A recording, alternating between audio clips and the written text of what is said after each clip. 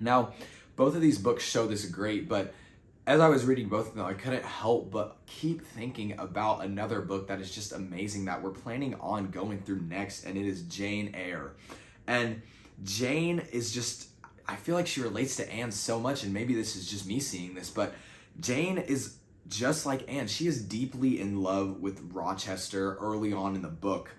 And we're shown that, but we're also shown that money and status and morals start to demand that she suppresses that love for Rochester, because that is just what happened in the 19th century. There was so much of a drive for having higher status than you already have, having the most money, having the best morals. And we see that she flees Thornfield rather than becoming a mistress, because she is starting to have to conform into what she sees is going to be best fit so that she can live the best standard of life.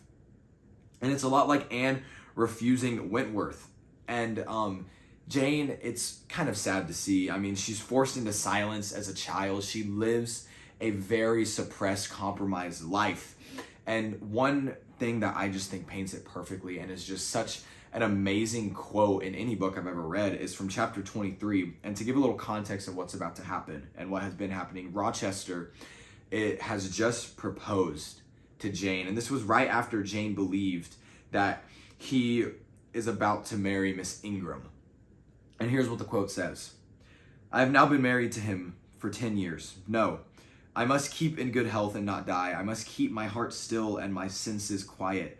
I must be ice and rock to you." Wow. I mean, the imagery that we see there about her having to compromise. She must keep in good health and not die. Keep her heart still and senses quiet. I mean, that right there is showing that she's having to suppress and compromise how she truly feels.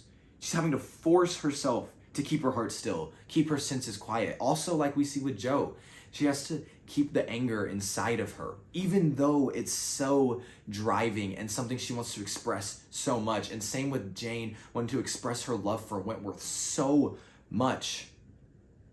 But the morals that they're held to make them not do it.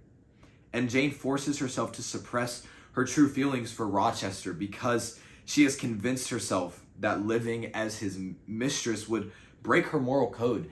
And it's even kind of shown very violently that she almost sees it as a sin to go back. And as it says, the last part is just so amazing. As she says, "I must be ice and rock to you."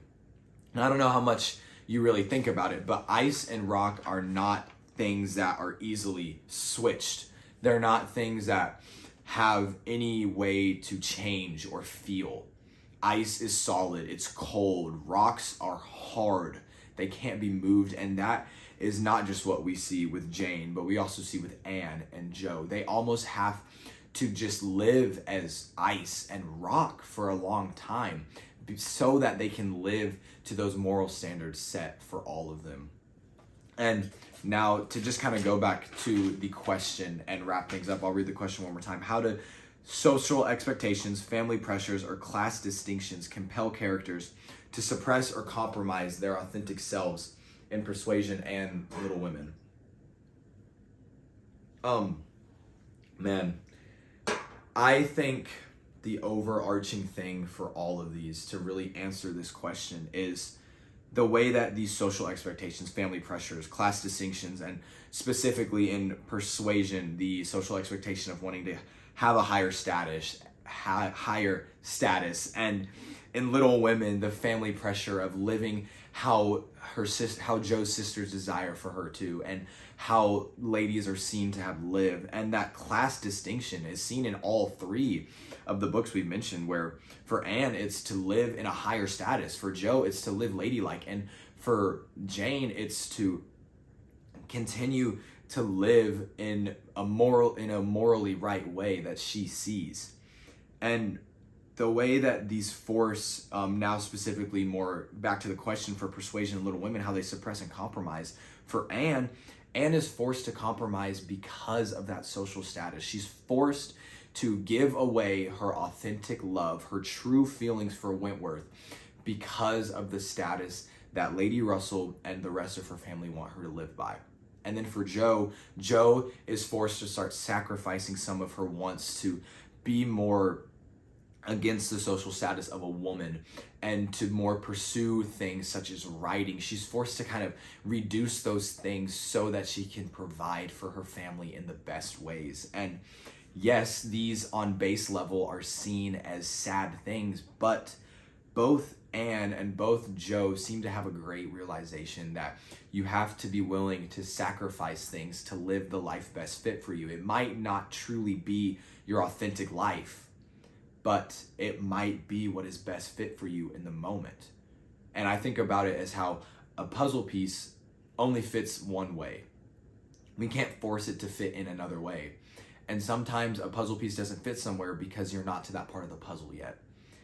And the way that we see that is Anne eventually continues to be willing and able to show her love to Wentworth because at first the puzzle piece didn't fit. She had to suppress, she had to compromise. And same with Jo. At first the writing wasn't really working. And her wants to be more boyish than ladylike isn't something that is going to be well fit for her family. But as life continues on, she is able to grow out of that suppression, out of the compromisation. And I think that's something that both these books show well, is you have to be willing to compromise and suppress so that you can grow in the way that not only the standards want you to live by, but how you are desiring to live by. So a little bit of sacrifice for an amazing life lived.